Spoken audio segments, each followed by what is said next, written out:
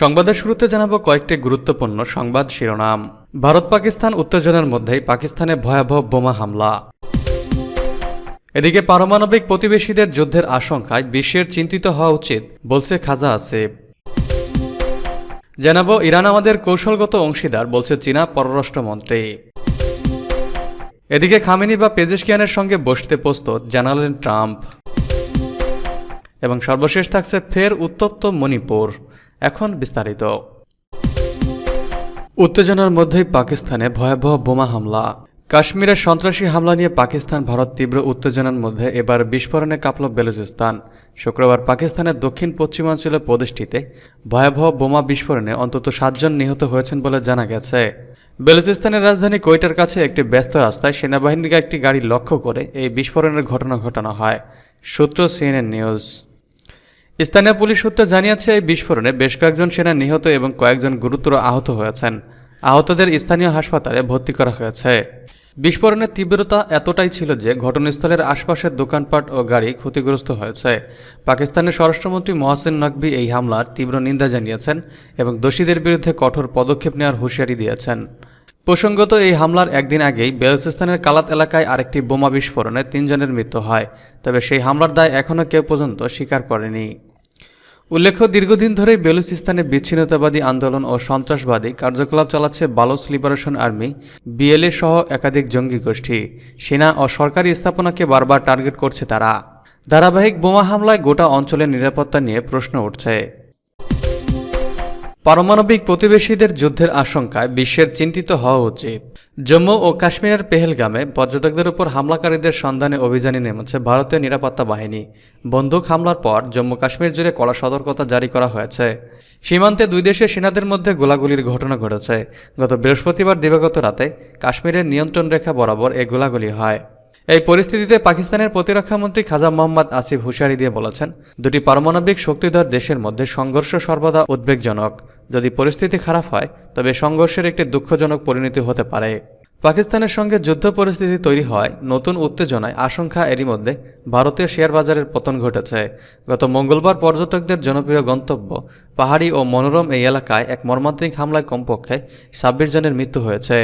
ভারত ও পাকিস্তানের মধ্যে ক্রমবর্ধমান উত্তেজনার দিকে আন্তর্জাতিক সম্প্রদায়ের দৃষ্টি আকর্ষণ করে খাজা আসিফ বলেন, দুটি পারমাণবিক অস্ত্রধারী দেশের মধ্যে পূর্ণমাত্রার সংঘর্ষের সম্ভাবনা নিয়ে বিশ্বকে চিন্তিত হওয়া উচিত। ব্রিটিশ স্কাই নিউজের সঙ্গে এক সাক্ষাৎকারে মন্ত্রী সতর্ক করে দিয়ে বলেছেন, ভারতের অবৈধভাবে অধিকৃত জম্মু ও কাশ্মীরে মারাত্মক গুলিবর্ষণের কারণে ভারতের সাথে উত্তেজনা সর্বাত্মক যুদ্ধ পর্যন্ত বৃদ্ধি পেতে পারে। আসিফ জোর দিয়ে বলেন, যে কোনো পরিস্থিতির জন্য পাকিস্তান সেনাবাহিনী প্রস্তুত। ভারত যাই শুরু করুক না কেন, আমরা তাদের প্রতিক্রিয়া পরিমাপ করব। এটি একটি পরিমাপিত প্রতিক্রিয়া হবে। যদি কোনো সর্বাত্মক আক্রমণ বা অনুরূপ কিছু হয় তবে অবশ্যই এটি সর্বাত্মক যুদ্ধ হবে। তবে তিনি আশা প্রকাশ করেছেন, পরিস্থিতি এখনও আলোচনার মাধ্যমে সমাধান করা যেতে পারে। দুই প্রতিবেশীর উত্তেজনায় বিশ্ব সম্প্রদায়ের উদ্বিগ্ন হওয়া উচিত কিনা জানতে চাইলে প্রতিরক্ষামন্ত্রী ইতিবাচক উত্তর দেন।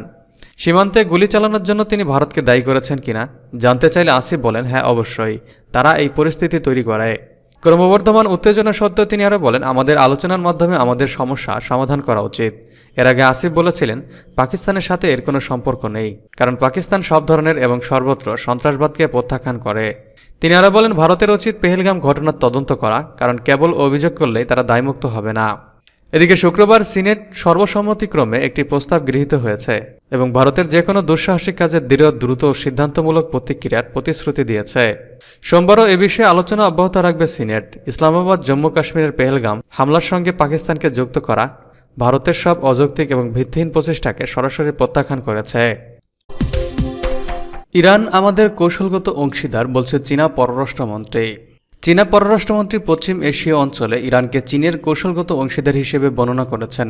বুধবার চীনা পররাষ্ট্রমন্ত্রী ওয়াং ই ইরানের পররাষ্ট্রমন্ত্রী সৈয়দ আব্বাস আরাকচির সাথে এক বৈঠকে বলেছেন, ইরান পশ্চিম এশীয় অঞ্চলে চীনের কৌশলগত অংশীদার। চীনা পররাষ্ট্রমন্ত্রী বৈঠকে বলেছেন, আন্তর্জাতিক উত্থান পতনের পরীক্ষায় চীন ইরান বন্ধুত্ব দৃঢ়ভাবে দাঁড়িয়েছে এবং চীন ইরান সম্পর্কের উন্নয়ন উভয় পক্ষের জন্য একটি কৌশলগত দিক।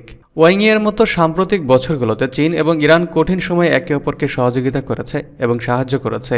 এর মাধ্যমে দুই দেশের রাজনৈতিক সম্পর্ক আরও গভীর হয়েছে। দুই দেশই একতরফা ও স্বেচ্ছাচারী নীতির বিরুদ্ধে লড়াইয়ে ঐক্যবদ্ধ হয়েছে। চীনা পররাষ্ট্র মন্ত্রণালয়ের ওয়েবসাইটে প্রকাশিত এক প্রতিবেদনে বলা হয়েছে, আরাকাচি বৈঠকে বলেছেন, ইরান চীনের সাথে সম্পর্ক উন্নয়নের উপর অত্যন্ত গুরুত্ব দেয়, এক চীন নীতি মেনে চলে এবং চীনের স্বার্থ রক্ষায় তেহরানের সমর্থন রয়েছে। ইরানের পররাষ্ট্রমন্ত্রী বৈঠকে জোর দিয়ে বলেন যে দুই দেশের মধ্যে বন্ধুত্ব দৃঢ় ভিত্তির উপর প্রতিষ্ঠিত এবং কোনো কিছু এ সম্পর্ককে প্রভাবিত করতে পারবে না। তিনি আরও বলেন, মার্কিন যুক্তরাষ্ট্রের শুল্কের অপব্যবহার এবং হুমকির মুখে ইরান দৃঢ়ভাবে চীনকে সমর্থন করে যাবে, যৌথভাবে স্বেচ্ছাচারিতার বিরোধিতা করবে এবং একসাথে হয়ে বহুপাক্ষিক বিশ্ব ব্যবস্থাকে সমর্থন করবে। বৈঠকে দুপক্ষই গাজা যুদ্ধ, সিরিয়া, ইয়েমেন এবং লোহিত সাগরের পরিস্থিতি সহ আঞ্চলিক অন্যান্য বিষয়ে মত বিনিময় করেছে। খামেনি বা পেজেশকিয়ানের সঙ্গে বসতে প্রস্তুত, জানালেন ট্রাম্প। বর্তমানে যুক্তরাষ্ট্রের সঙ্গে ইরানের পরমাণু কর্মসূচি নিয়ে আলোচনা চলছে। এর প্রেক্ষিতে মার্কিন প্রেসিডেন্ট ডোনাল্ড ট্রাম্প বলেছেন, দরকার হলে তিনি ইরানের শীর্ষ নেতা আয়াতুল্লাহ আলী খামেনি বা প্রেসিডেন্ট মাসুদ পেজেশকিয়ানের সঙ্গে বৈঠকে বসতে প্রস্তুত। শুক্রবার টাইম ম্যাগাজিনে প্রকাশিত এক সাক্ষাৎকারমূলক প্রতিবেদনে তথ্য জানানো হয়। গত 22 এপ্রিল ট্রাম্পের সাক্ষাৎকারটি নেয় সংবাদ মাধ্যমটি। এর আগে গত সপ্তাহে ওমানে একটি বৈঠক হয় ইরানি ও মার্কিন প্রতিনিধি দলের। সেখানে সম্ভাব্য একটি পরমাণু চুক্তির কাঠামো নির্ধারণ করা হয়, যাকে একজন মার্কিন কর্মকর্তা খুব ভালো অগ্রগতি হিসেবে বর্ণনা করেন। এ নিয়ে টাইম ম্যাগাজিনকে দেওয়া এক সাক্ষাৎকারে ট্রাম্প বলেন, আমি মনে করি আমরা ইরানের সঙ্গে একটি চুক্তি করতে যাচ্ছি। এ সময় ইরানের শীর্ষ নেতা আয়াতুল্লাহ আলী খামেনি এবং প্রেসিডেন্ট মাসুদ পেজেশকিয়ানের সঙ্গে সাক্ষাৎ করতে ট্রাম্পের প্রস্তুতির বিষয়ে প্রশ্ন করা হলে তিনি উত্তর দেন, অবশ্যই প্রস্তুত।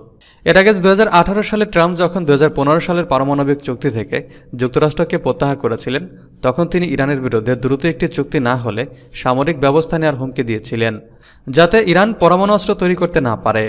তবে ইরান 2019 সাল থেকে 2015 সালে সেই চুক্তির সীমা অতিক্রম করেছে এবং ইউরেনিয়াম সমৃদ্ধকরণ বৃদ্ধি করেছে, যদিও পশ্চিমা দেশগুলোর মতে তা একটি শান্তিপূর্ণ শক্তির কর্মসূচির জন্য প্রয়োজনীয় পরিমাণের চেয়ে অনেক বেশি। তবে ইরান বরাবরই তাদের সেই অভিযোগ অস্বীকার করে আসছে। তারা বলছে তার এই কর্মসূচি কেবলই জনকল্যাণের জন্য এবং এটি শান্তিপূর্ণভাবে বাস্তবায়নের জন্য। ফের উত্তপ্ত মণিপুর। ভারতের উত্তর পূর্বাঞ্চলে মণিপুর রাজ্যে এক তরুণীর মৃত্যুর প্রতিবাদে শুক্রবার রাজধানী ইম্ফলের 2 জেলা ইম্ফল ও পূর্ব ইম্ফল পশ্চিমে ধর্মঘট পালিত হচ্ছে। ফলে বাজার বন্ধ ছিল সরকারি যানবাহন ও শিক্ষা প্রতিষ্ঠানও। অনেক জায়গায় রাস্তাও বন্ধ করে দেওয়া হয়েছে। স্থানীয় প্রশাসন সূত্র জানিয়েছে, খৈচনাম সানাজাওয়ার নামে 27 বছর বয়সী এক তরুণের মৃত্যুর প্রতিবাদে বৃহস্পতিবার মধ্যরাত থেকে ধর্মঘট চলছে। অন্যদিকে পূর্ব মণিপুরের মিয়ানমার ঘেঁষা একটি জেলার অন্তত 2টি গ্রামে কুকি জনজাতির বাড়িঘর উড়িয়ে দেওয়া হয়েছে। ওই ঘটনাকে কেন্দ্র করে এলাকায় উত্তেজনা রয়েছে। এক সপ্তাহ ধরে সেখানে বিক্ষোভ দেখাচ্ছে বিভিন্ন সংগঠন। খবর এনডিটিভির। ফের উত্তপ্ত মণিপুর। ভারতের উত্তর পূর্বাঞ্চলে মণিপুর রাজ্যে এক তরুণীর মৃত্যুর প্রতিবাদে শুক্রবার রাজধানী ইম্ফলের 2 জেলা ইম্ফল ও পূর্ব ইম্ফল পশ্চিমে ধর্মঘট পালিত হচ্ছে। ফলে বাজার বন্ধ ছিল সরকারি যানবাহন ও শিক্ষা প্রতিষ্ঠানও। অনেক জায়গায় রাস্তাও বন্ধ করে দেওয়া হয়েছে। স্থানীয় প্রশাসন সূত্র জানিয়েছে, খৈচনাম সানাজাওয়ার নামে 27 বছর বয়সী এক তরুণের মৃত্যুর প্রতিবাদে বৃহস্পতিবার মধ্যরাত থেকে ধর্মঘট চলছে। অন্যদিকে পূর্ব মণিপুরের মিয়ানমার ঘেঁষা একটি জেলার অন্তত 2টি গ্রামে কুকি জনজাতির বাড়িঘর উড়িয়ে দেওয়া হয়েছে। ওই ঘটনাকে কেন্দ্র করে এলাকায় উত্তেজনা রয়েছে।